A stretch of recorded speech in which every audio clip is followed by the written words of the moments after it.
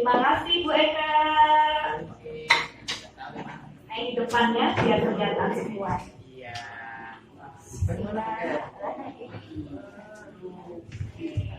Nah, kalau ini kan kelihatan semua.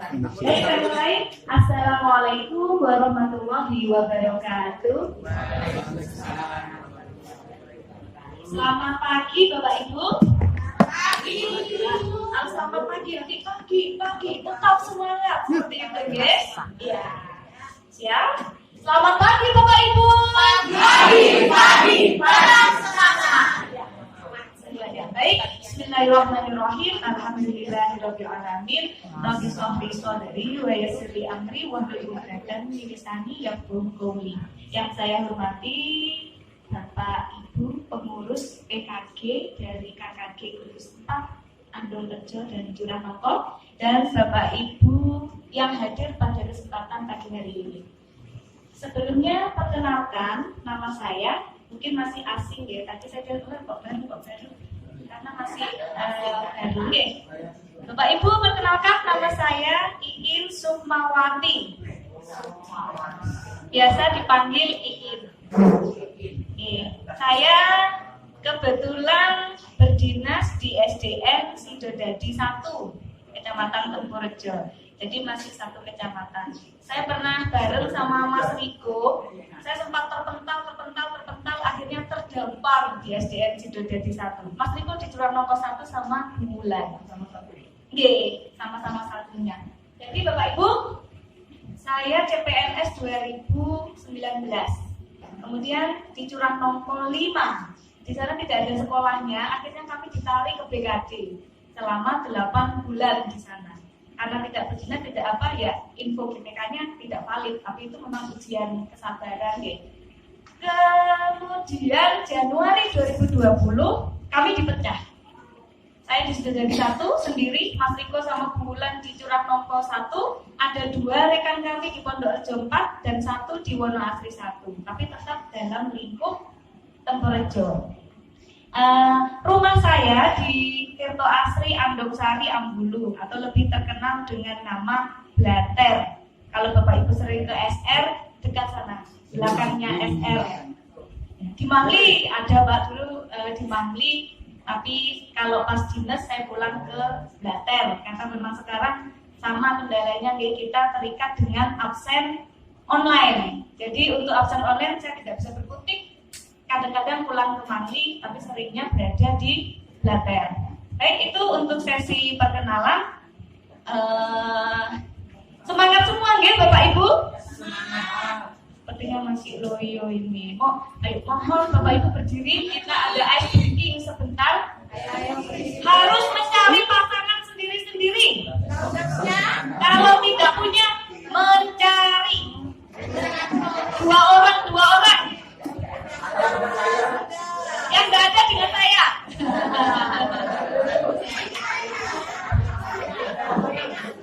Yang nggak ada nanti dihukum kalau yang nggak ada pasangan nanti nyanyi di depan. Berdiri berhadap-hadapan, tetap jaga jarak dengan pasangannya sendiri-sendiri. Sudah siap? Nanti Bapak Ibu menyanyikan lagu seperti ini. Buka tutup, bertepuk tangan. Buka tutup, bertepuk tangan. Digiling-giling, lalu tertawa. Ha-ha, sekali lagi. Ha-ha, semakin keras. Ha-ha. Buat bayangannya itu sesuai dengan kalau Bapak Ibu ada beban di rumah, lepaskan di sini. Biar nanti pulang tidak pakai. Sudah siap Bapak Ibu? Siap. Baik, kita mulai. 1, 2, 3. Buka tutup, buka tutup. Bertepuk tangan. Buka tutup, buka tutup.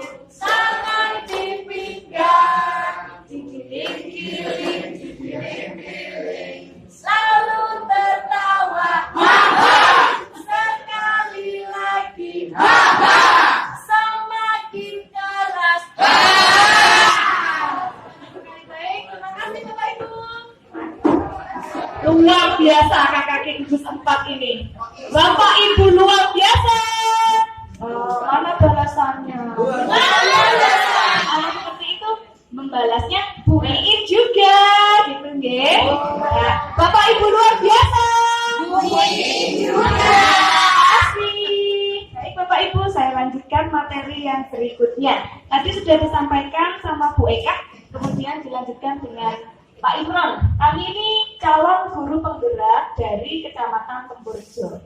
Tapi Bu Eka sama Pak Imron sudah senior, saya masih hijau, masih baru Bapak Ibu. Jadi kita di sini berbahagia bersama-sama, belajar bersama-sama. Tadi sudah ada kesepakatan HP di silent, tidak salah ya.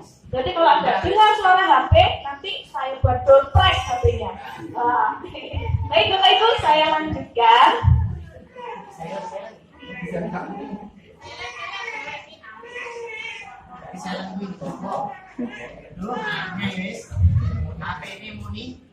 Nah, salah satu cara mengembangkan budaya positif yang ada di kelas kita, karena ini lingkupnya masih kelas, kita sebagai pemimpin pembelajaran, yaitu dengan membuat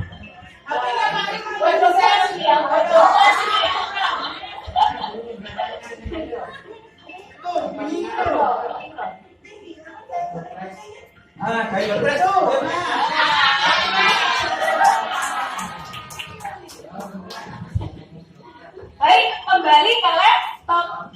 Salah satu cara mengembangkan budaya positif yang ada di kelas kita yaitu membuat keyakinan kelas.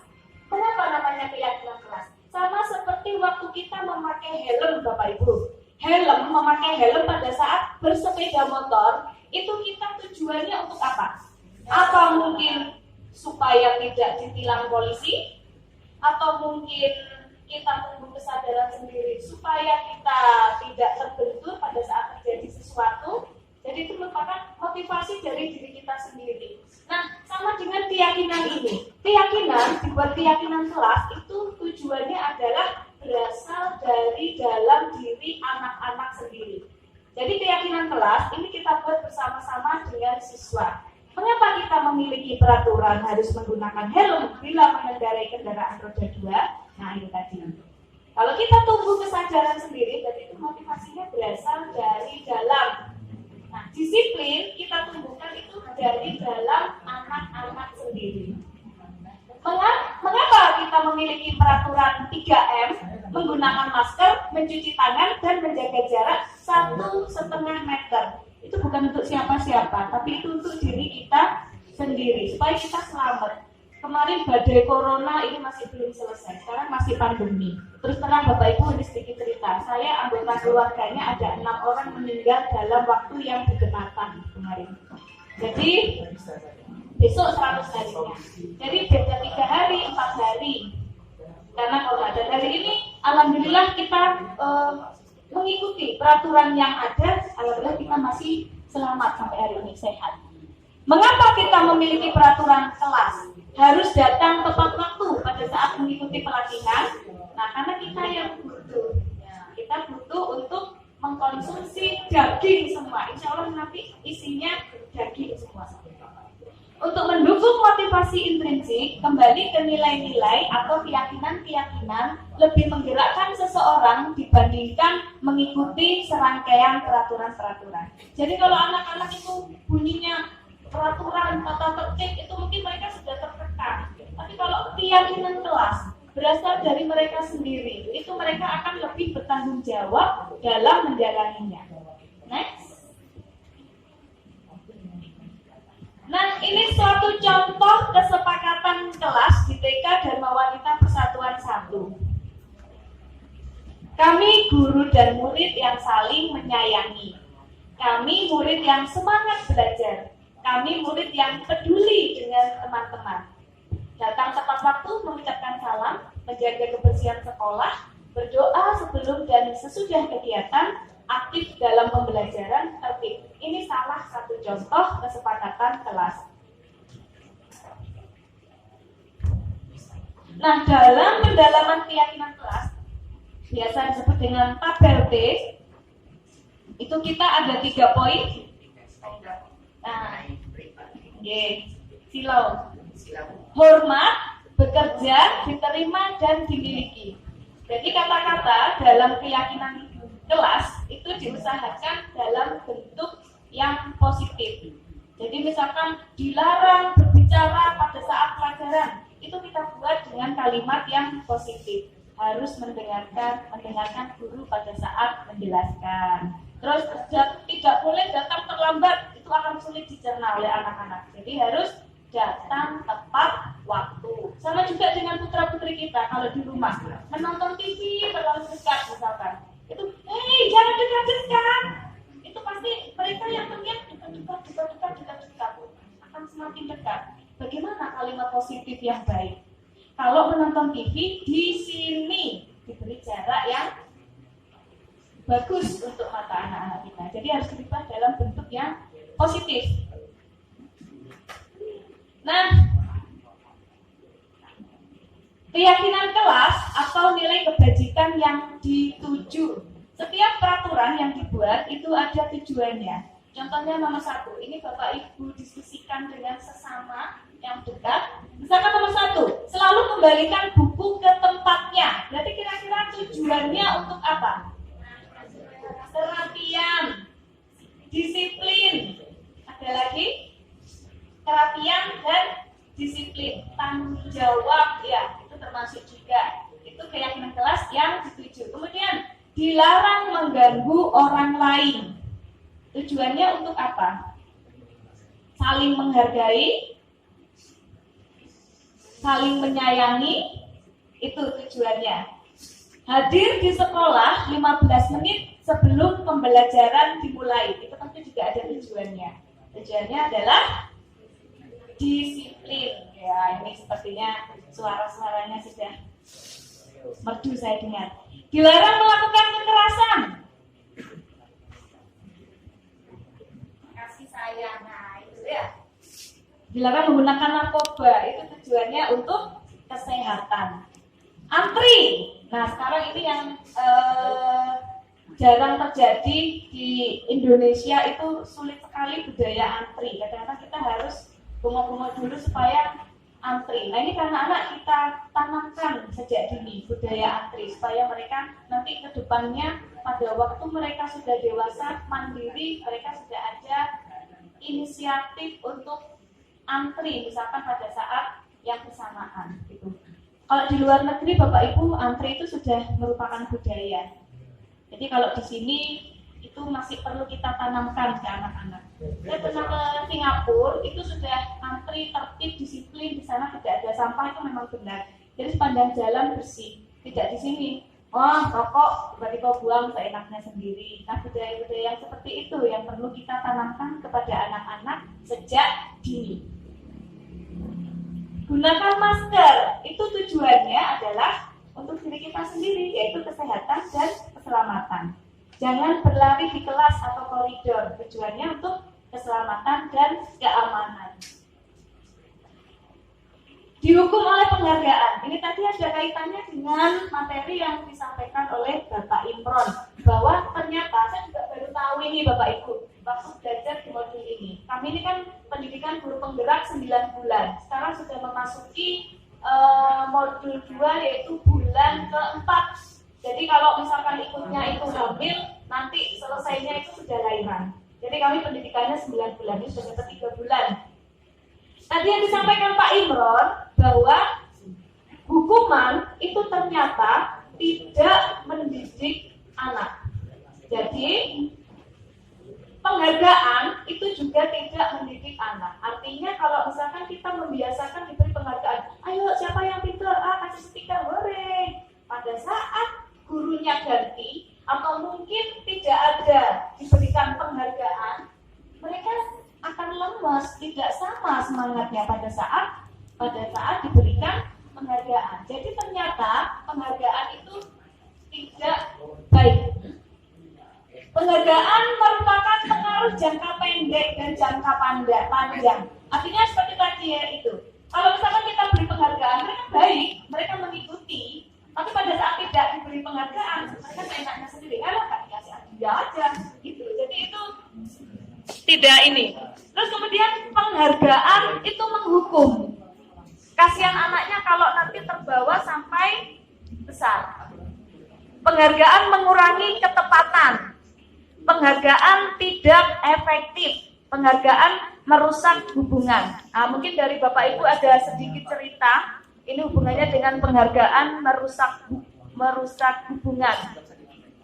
Ini pernah saya ya sama murid saya. Itu biasanya pada waktu sama saya ada pohon prestasi, ada bintang, mereka yang menjawab dengan benar, saya beri bintang. Jadi ada yang peringkat 1, peringkat 2, seperti itu. Nah, apa hubungannya dengan merusak hubungan? Nah, pada saat anak ini tidak aktif, tidak mengikuti pembelajaran, tidak dapat bintang, mereka kurang motivasinya. Dan ternyata begitu ketemu saya, mereka bilang, tidak suka. Aku tidak suka sama Bu Iin karena tidak dikasih bintang seperti itu. Padahal saya sudah baik, tapi kalah sama dengan temannya yang lain. Itu artinya penghargaan dapat merusak hubungan. Next.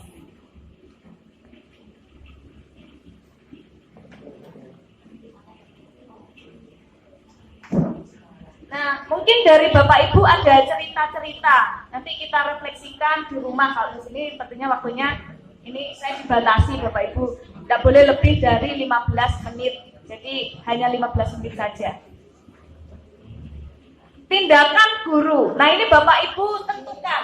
Ini merupakan hukuman atau konsekuensi. Nomor 1, mencatat 100 kali di dalam buku. Kalimatnya, saya tidak akan terlambat lagi karena terlambat ke sekolah. 100 kali Bapak Ibu. Menurut Bapak Ibu, itu hukuman atau konsekuensi? Hukuman. Hukuman ya, sepakat ya, hukuman ya. Ya, nomor 2. Lari mengelilingi lapangan basket 2 kali karena terlambat hadir di sekolah. Hukuman. Murid diminta untuk push up 15 kali karena tidak menggunakan masker. Mengganti kertas tugas teman yang telah dicoret-coret. Nah, ini mengganti kertas teman yang sudah dicoret-coret. Konsekuensi, karena dia sudah berbuat salah dan ada konsekuensinya. Oh, sepertinya Bapak Ibu ini sudah bisa jadi guru penggerak semua. Hebat-hebat. Membersihkan tumpahan air di meja tulis karena tersenggol pada saat belajar.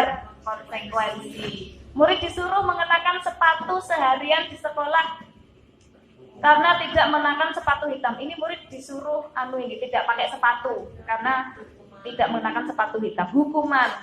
Lari mengelilingi lapangan basket karena terlambat 10 menit untuk pelajaran PJOK. PJOK disuruh lari. Berarti ini adalah konsekuensi. Itu Bapak Ibu bedanya hukuman dan konsekuensi. Untuk lebih jelasnya berikut ini. Perbedaan hukuman dan sanksi atau konsekuensi. Hukuman itu sesuatu yang menyakitkan yang harus terjadi. Anak-anak itu pasti akan terekam terus sampai mereka dewasa pada saat dihukum. Saya dulu pernah kelas 5 SD, guru saya masih ingat benar nama guru saya siapa, hukumannya seperti apa, namanya itu Pak Mat Safuan. Saya dulu di SD Andong Sari 4. Pak Safuan. Oke, almarhum. Wereng Bapak Ibu. Mungkin yang pernah diajar. Itu masih ingat saya. Pada waktu itu kami tuh berlatih gerak jalan satu kelas. Ada 2 anak yang tidak ikut gerak jalan karena sakit. Nah, kedua anak itu tinggal di kelas. Kami gerak jalan, wes abang ireng rupane ranggenah, hanya diopai permen 1 dan air minum. Wes pulang dari gerak jalan panas-panas, tiba-tiba peta yang biasanya terletak di belakang itu berpindah tempat. Jadi di depan. Ditanya, ayo siapa yang mau pindah peta ini? Tidak ada yang ngaku, mari gerak jalan. Capek semua, loh soporek, wasi-wasian tidak ada yang ngaku. Sampai kalau tidak ada yang ngaku, semua saya hukum. Tetap tidak ada yang ngaku. Tangannya taruh meja. Pakai penggaris panjang. Cetok. Balik, ibras kencur sama ibu saya. Tidak ada orang tua ngamuk waktu itu. Paling kamu yang ngamuk. Kalau sekarang, ada pidananya sekarang. Jangan macam-macam kita pada anak-anak. Itu dulu tahun 93. Pada waktu itu orang tua tidak ada yang ngeluh, Pak. Sesuai dengan tahunnya. Nah, oke. Nah, sekarang kan banyak perubahan yang terjadi, makanya kita harus mengikuti. Kita harus mengikuti perubahan yang terjadi. Nah, hukuman pada saat itu terekam jelas sampai sekarang. Peristiwanya seperti apa, orangnya, mimik wajahnya seperti apa, itu terekam jelas. Jadi Bapak Ibu, sekarang kita sebagai pendidik yang baru, kekinian, ini sudah gak usum dengan hukuman. Jadi sesuatu yang menyakitkan yang harus terjadi. Konsekuensi sesuatu yang harus terjadi, tidak harus menyakitkan. Hukuman membuat anak sakit fisik maupun hati untuk jangka waktu lama. Ini. Kalau sanksi membuat anak merasa tidak nyaman dalam jangka waktu pendek. Pendek saja, habis itu sudah, oh iya panjang aku salah, anaknya juga menerima. Anak membenci kedisiplinan, konsekuensi anak menghargai disiplin. Hukuman itu bersifat paksaan, kalau sanksi bersifat stimulus dan tanggapan. Jadi ada konsekuensi, pasti sebelumnya ada sebab akibat. Mendorong anak menyakiti diri sendiri. Kalau konsekuensi mendorong anak agar mudah menyesuaikan diri. Hukuman konsep diri yang buruk, sanksi konsep diri yang baik. Anak belajar untuk menyembunyikan kesalahan, anak belajar untuk mematuhi peraturan. Hukuman itu marah, rasa bersalah, dipermalukan, merasa tak dihargai. Kalau sanksi, konsekuensi, kehilangan hak, dibuat tidak nyaman, diasingkan untuk sementara, kemudian dikembalikan dalam kelompoknya lagi. Itu Bapak Ibu perbedaan hukuman dan sanksi. Nah, berikutnya 5 posisi kontrol akan disampaikan oleh Bu Eka, karena saya tugasnya sampai di tadi. Mungkin Bapak Ibu dari materi yang sudah saya sampaikan ada pertanyaan atau mungkin ada yang mau cerita sedikit tentang pengalamannya mengajar. Ini sudah senior-senior semua. Ada pertanyaan Bapak Ibu? Paham apa hampa? Jelas atau belas? Oke, insya Allah ya. Nanti kalau misalkan butuh sharing, karena kita berbagi, bisa menghubungi Bu Eka, saya dan Pak Imron. Kami siap, kami terbuka untuk saling sharing bersama. Jadi Bapak Ibu itu yang bisa. Oke, monggo Pak Hartono. Terima kasih. Jadi tadi dijelaskan kaitannya dengan hukuman dan sanksi atau konsekuensi. Yang masing-masing ada contoh. Hukuman contohnya berbeda, konsekuensi contohnya berbeda. Mungkin keduanya itu jadi satu. Di situ masuk hukuman, juga di dalamnya sudah termasuk konsekuensi. Contohnya seperti apa? Terima kasih. Ya, terima kasih, pertanyaan yang bagus sekali. Tepuk tangan Bapak Ibu untuk Pak Hartono. Pak Har. Jadi pertanyaan dari Pak Hartono, apa mungkin hukuman dan sanksi itu jadi satu? Nah, ini tergantung dari kita Bapak Ibu. Tergantung dari kesalahan yang dibuat oleh siswa. Jadi misalkan siswa berbuat salah, itu mau dihukum atau diberi konsekuensi, melihat hukumannya dulu. Apa mungkin hukuman dan sanksi itu jadi satu? Itu cara pandang kita dan juga siswa. Kalau misalkan siswa menganggap, oh ini hukuman, bukan sanksi, itu berarti cara pandang siswanya seperti itu. Tapi bisa jadi hukuman atau sanksi itu jadi satu. Nah, mungkin di sini Bapak Ibu bisa ada pendapat untuk menjawab dari pertanyaan Pak Hartono. Saya persilakan. Dari Bu Eka mungkin? Oke, kita sharing. Ini bagus sekali di jalan berarti diskusinya. Ya, betul, Mak. Terima kasih. Ada hukuman. Oh iya, pakai halo-halo. Ya. Ya, terima kasih. Ada hukuman, ada konsekuensi. Bisakah jadi satu? Itu sebenarnya antara hukuman dan konsekuensi yang diberikan kontekstual. Ada hukuman yang memang tidak boleh diberikan hukuman. Cukup diberi sebuah rangsangan untuk memahami konsekuensi dari perbuatan. Tetapi ada satu perbuatan yang memang sekaligus mengandung hukuman dan konsekuensi. Contoh, satu ketika kita menguji atau mengadakan tes olahraga lari. salah seorang siswa tidak mengikuti itu, sebagai konsekuensinya juga itu menyakitkan. Bedanya antara konsekuensi dengan hukuman adalah mengenai rasa. Ketika ada konsekuensinya maka rasa kepuasan, sementara sakit tapi selanjutnya tidak. Tapi kalau hukuman akan ingat selamanya. Nah, seperti push up atau lari, ketika siswa itu dikasih tugas untuk saat olahraga, tes olahraga, tidak mengikuti, maka konsekuensi dan hukumannya itu jadi satu, yaitu juga tetap harus lari seperti yang lain. Di situ juga mengandung satu hukuman karena disuruh lari, mengandung satu konsekuensi karena juga akan melaksanakan seperti yang lain. Itu Bu, terima kasih. Ya, ini hanya sekedar suasana biar jalan aja. Cair ya Bu. Terima kasih. Tepuk tangan Bapak Ibu. Ya, terima kasih. Mungkin ada Bapak Ibu yang mau menambahkan? Cukup. Itu ya jawaban dari pertanyaan Pak Hartono tadi. Terima kasih Pak. Memang untuk hukuman dan konsekuensi kalau pada saat olahraga itu tipis.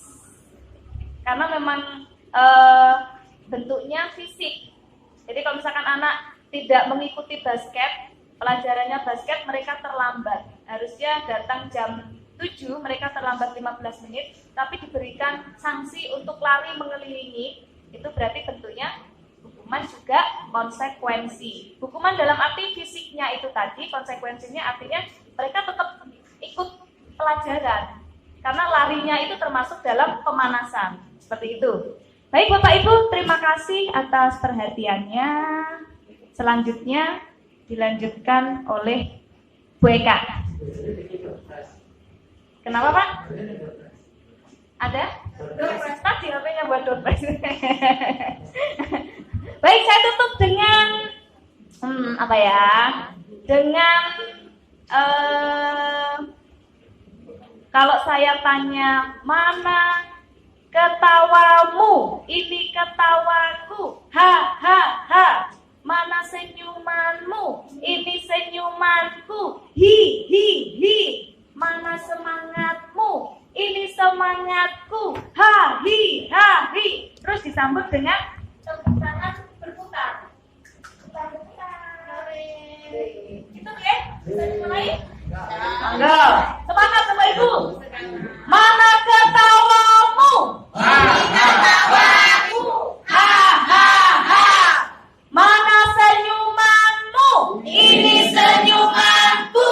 Hi hi hi. Mana semangatmu? Ini semangatku. Ha hi ha hi. Baik, terima kasih. Kurang lebihnya mohon maaf. Saya akhiri wabillahi taufik wal hidayah. Wassalamualaikum warahmatullahi wabarakatuh. Waalaikumsalam warahmatullahi wabarakatuh. Terima kasih dari Bu Iin. Ciri khasnya Bu Iin adalah yang selalu ceria.